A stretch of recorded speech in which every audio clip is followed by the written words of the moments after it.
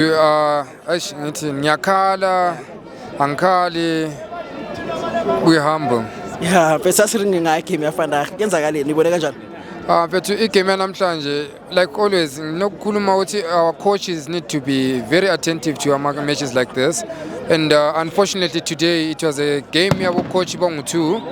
Cardoso came out victorious in this game. We applaud him for that.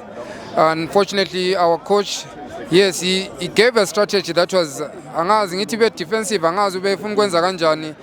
He failed to counter attack, he failed to go on with the attack yakhe full on. So really today it was something else to talk about. Thank you. So looking at the current season khona manje, there's still a big chance for Abapagana to actually win the league. Do you still have hope? My introduction was saying I'm crying. So like always, this is 1937.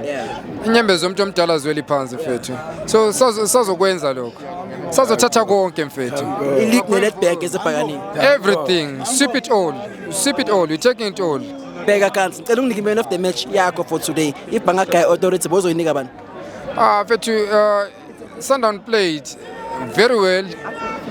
But mina mfethu ngiyibhakaniya yabona umfukeng nje umfana lona president of 2000 always on point you present every game. A big up to him, big up to the team. Thank you bhakaniya. Ngiyabonga kansi mfethu. Please subscribe bafethu. Danko.